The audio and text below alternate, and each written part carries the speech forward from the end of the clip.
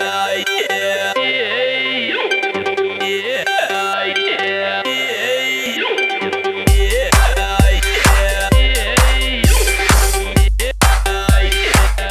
a voyagé en train et en vélo, avec les transports en commun, aussi à pied, avec tout ce qui est possible, mis à part la voiture et l'avion. Et du coup, vous avez fait quoi en l'écologie? Notre but, c'était de soutenir un petit peu toutes les valeurs éco-responsables qui étaient prises par les villes qu'on allait traverser. Donc ça, c'était vraiment le plus important. Après, on avait une grosse partie aussi sur le consommer autrement, le consommer local, le consommer bio aussi, autant que possible. Et d'ailleurs, on a aussi essayé de ramener un peu de culture de chez nous et on a fait goûter un petit peu partout des petits gâteaux aux gens. C'est des broyés du Poitou. La ville de Poitiers nous a accompagnés à plusieurs moments, à travers la construction du projet, pendant le projet également.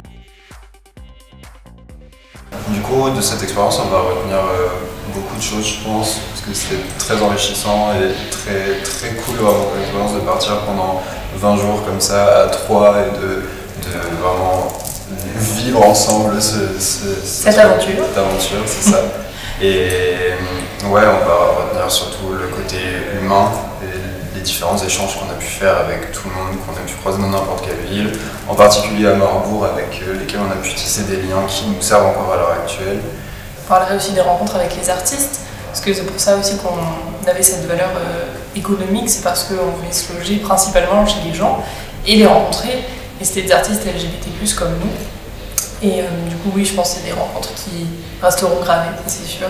En effet, nous, ça nous a servi déjà une fois à repartir à Marbourg pour le côté professionnel. Et en fait, c'est un lien qui est tissé et qui, je pense, va juste continuer. C'était important pour nous que ça nous apporte des connaissances et de la pratique professionnelle. Mais au-delà de l'aspect professionnel, c'était vachement aussi enrichissant au niveau humain. On a appris une multitude de choses sur la culture de ces deux pays, donc de la France et de l'Allemagne, mais aussi sur une diversité de modes de vie, de modes de consommation, de modes de déplacement, et pour ça c'était vachement intéressant. À proprement parler, la langue allemande n'a pas été une barrière pour ce voyage. Je ne parle pas du tout allemand, toi non plus. Non. Et c'est vrai que pour s'orienter, peut-être que c'est compliqué. Avec les métros, avec les bus, ça surprend. Il faut avoir un petit temps d'adaptation, je pense, pour après savoir comment s'exprimer, quitte à ce que ce soit avec les gestes ou après, oui, on s'en sort. On a réussi à se faire comprendre et pour moi c'était finalement le plus important parce qu'on a réussi à communiquer avec les gens et ça s'est plutôt bien passé finalement.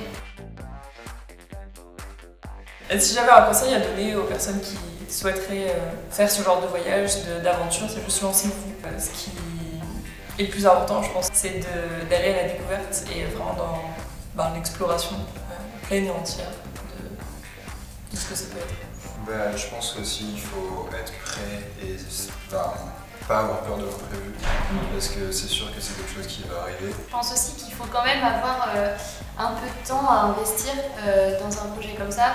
Ça se prépare et on part pas comme ça à la légère.